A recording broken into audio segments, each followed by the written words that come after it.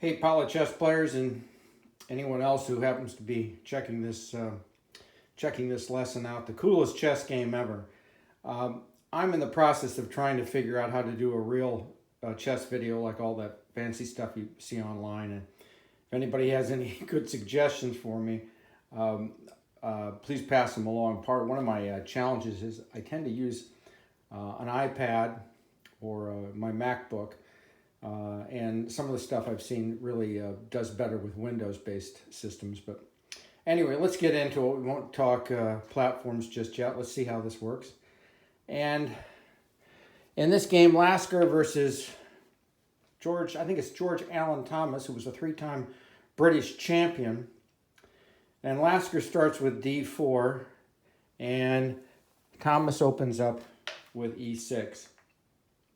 Now remember the fight, or not, something important in the opening is the challenging for the center squares. E4, E5, E4, E5, and D4, D5. And oftentimes there's an interesting attempt here. When White chooses either D4 or E4, he wants to play the other move. So in this case, if he chooses D4, he'd like to be able to play E4 and and be able to claim those two center squares. Black is being a little coy here by playing E6. It seems to allow, or would allow, for E4 right away, but then we're going to transpose immediately into the French defense, which is very solid for Black. So Thomas is kind of toying a little bit with Edward Lasker here, and Lasker says, nah, I don't want to play any French defense. F3, and now Thomas answers with F5. Most of the time I tell my students, keep your hand off the F pawn because it opens up that diagonal against the king. But for the moment, Black is okay because White is not going to be able to easily exploit the light squared diagonal because the light squared bishop is still mired behind a couple of pawns. The queen is still blocked in. It's not likely that White is going to anytime soon be able to exploit that diagonal against the king. So, and the other important thing to point out is that he's played F5 in order to deny White the chance to play E4. But White says, I'm coming after E4 anyway. I'm developing a piece. And yes, I do want to play White does say, I do want to play E4. And Black says, all right, I don't think you will. Black develops a piece, knight on F6, and it does put two pieces on the E4 square. White still only has one. So the battle for E4 continues. White develops a bishop and pins the knight. So in effect, now White can play E4 because really the knight on F6 is kind of powerless to defend E4 because of the pin on the queen. So Black breaks the queen. Black breaks the pin. That's kind of hard to say. Black breaks the pin by playing BE7. So in this case, White says, all right, I'm going to go ahead and take the knight. And usually we say bishops are a little better than knights, but there's a lot going on here as far as White going for that exchange. It does enable, for instance, right now, White to play E4. And Black is obliged to take it. If he doesn't, E5 is going to be very strong for White. So Black is obliged to take that E4 pawn. White recaptures. And now one of Black's biggest challenge at this point are the bishop and knights on the queen side. They need to get in the game. We need to develop them. And you can see one of the challenges with the Dutch defense is that the light squared bishop is stuck behind this pawn chain. And so the way to develop in the Dutch is to fianchetto that light squared bishop. Fianchetto is an Italian word for little flank. So here we have this little pawn arrangement here, and Black creates a hole for the bishop to go to b7, and then the bishop will be on that nice long diagonal. White develops the bishop. Oh, actually, no, not yet. White puts the knight on e5. Strong outpost there for white for that knight. It's a little aggressive. My sense is that maybe white should continue the development, but we'll see part of what white's plan is here. He's kind of banking on the fact that black is not going to want to defend will not want to exchange his only minor piece on the king's side. And with that knight missing, the knight that's usually posted on f6, White is counting on the fact that now he's not going to want to abandon the bishop.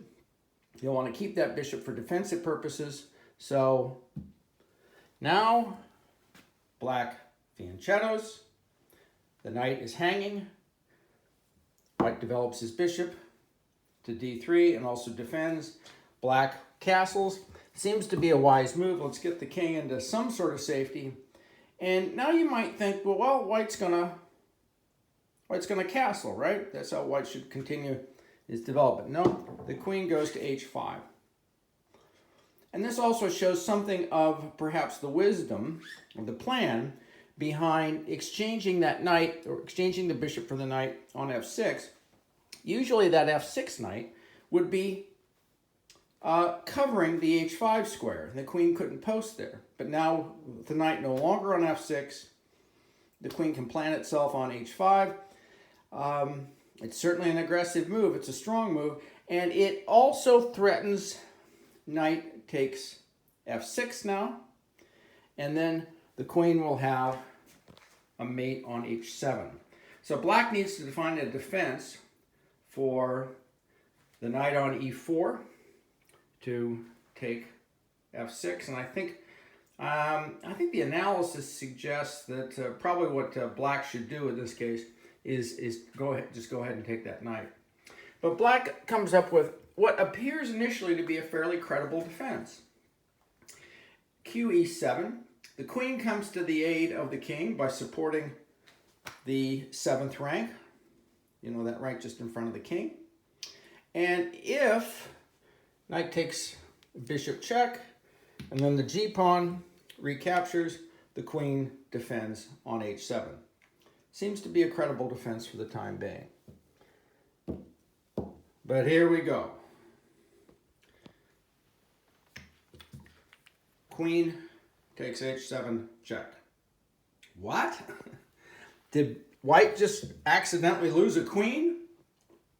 Black king takes the queen. He's got only that's his only legal move.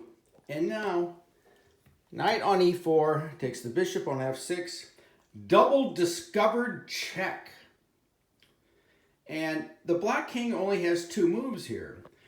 If the black king retreats to h8, knight to g6, what a pretty mate that is. The 2 knights against the king. The king's all bottled up there in the corner. So that's not possible. King to h8. So now the king must go to h6.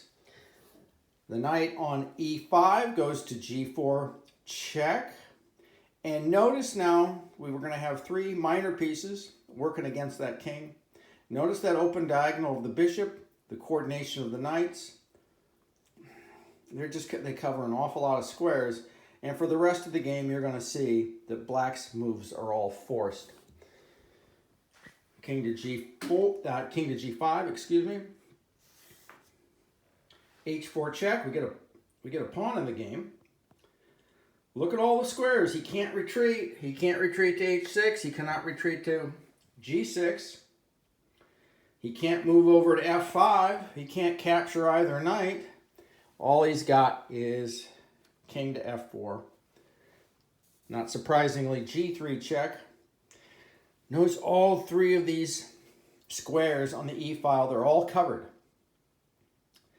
The black king cannot scurry away and try to escape over via the e-file. And black's king is on his own. So his only legal move is to push forward king to f3. Bishop to e2 check. Again, the black king cannot scurry away on the e file. He's only got one legal move. King to g2. It keeps coming. He's in enemy territory now. Rh2 check. Where's the king going to go? Only one square. King to g1. And now Lasker plays king to d2, mate. And how about that? The checkmate move is delivered by the king itself. Also also it's kind of interesting. The king delivers a discovered check. The check comes from a rook that never even moved in the game.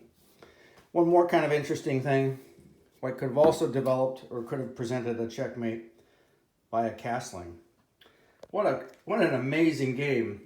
And when White sacrificed the queen on h7, one wonders, did he see all that? Did he see all that? He delivers the checkmate on move 18. So did he see that forced mate in 7 moves? Rather incredible. Hope you enjoyed the game and learned something from it.